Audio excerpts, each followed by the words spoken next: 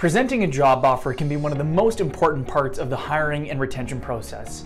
How you manage the process leading to the offer and how you present the details of the offer are just as important as the terms within it. My name's Brent. I own the Vancouver Specialized Recruitment Group and the Express Employment Professionals Office, where we see ourselves as HR doctors. As a staffing and recruitment agency, we coach our clients and candidates all the time on how to manage the job offer process to help them avoid the common pitfalls and landmines that can derail the process. In my opinion, there are critical steps that you need to follow to result in a successful hire. Early outline, pre-offer discussion and trial closes, future expectations, offer presentations, and stale dates. Through our video series, I've shared several best practices, one of which is an early and often circle back to the terms, details, and expectations that would surround an offer, and they're critical for you to share. There's no value for either party in navigating the entire interview process only to find out you're terribly misaligned. Salary, in-office, remote, or hybrid, benefits, vacations, and all other perks should be clearly defined and discussed on both sides. In my opinion, as an employer, you should be an open book through the entire process. If you disagree, I'd love to hear from you in the comments, but if you're being overly protective or you're embarrassed about the salary or the offer and you're hoping the person will accept at the end because of all the time they've spent or because people need jobs and they should be excited about your offer regardless of the terms, then I feel that you've got bigger issues that you need to resolve. You should also look to identify the critical aspects or deal breakers of a potential new hire through the process to ensure when you do get to the offer stage that the path has already been laid out for successful partnership and agreement. Next is the pre-offer discussion and trial close. Once you do get to the offer stage, I tend to lay all the terms out in the open and discuss all the details before formally submitting a written offer. The formal offer should be a summary of what we discussed and have agreed to. I literally share everything from comp, benefits, vacation, and every other little perk that you can think of that is or isn't included in the offer. I usually ask the candidate if an offer came through with these terms listed, if there would be anything on their end that would hold them back from accepting.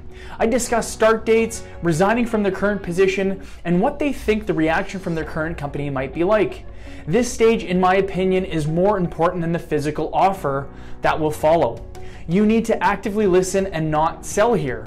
Your goal is to gauge excitement. Are there other offers on the table? Are they shopping your offer elsewhere? And most importantly, are you their number one pick? If not, then do you even want to offer them the position? I only formally offer a position to a candidate if I'm 95 to 100% confident that the person is going to accept. Next is future expectations. What do the next few days look like or weeks look like before they start? What can they expect when they do start?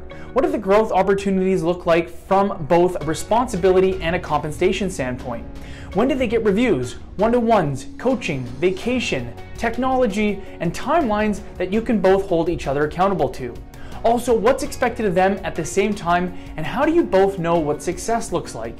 If everything is aligned to this point and you're ready to offer the position, I typically suggest that you do so verbally and share that you'll follow up with a formal offer that they can then review.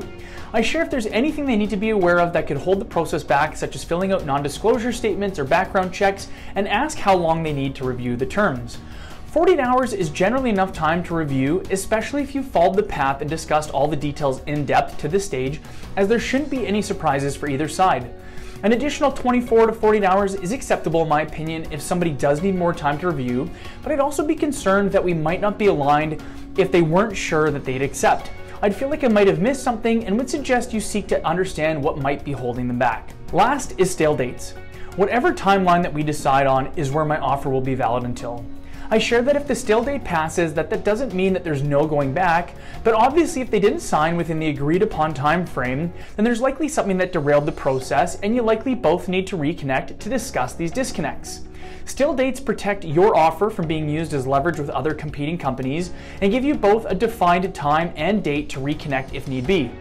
Again, throughout the entire process, you should outline the salary and opportunity, demonstrate the security in the role, define your mission, vision, and values, and help both sides see how they fit, and don't waste anybody's time. Move quickly when you have a great person who truly seems like a fit. Whether you partner with Express or run the process on your own, please take the time to go through these steps before you move forward with your offer. It's so important that we do this with every search that we take on. Thanks again for tuning in. If you'd like more info on Express, Please visit our website, Facebook, or LinkedIn, which are all linked below, and feel free to reach out with a call, email, or text and ask us any questions about your interview process or your next hire.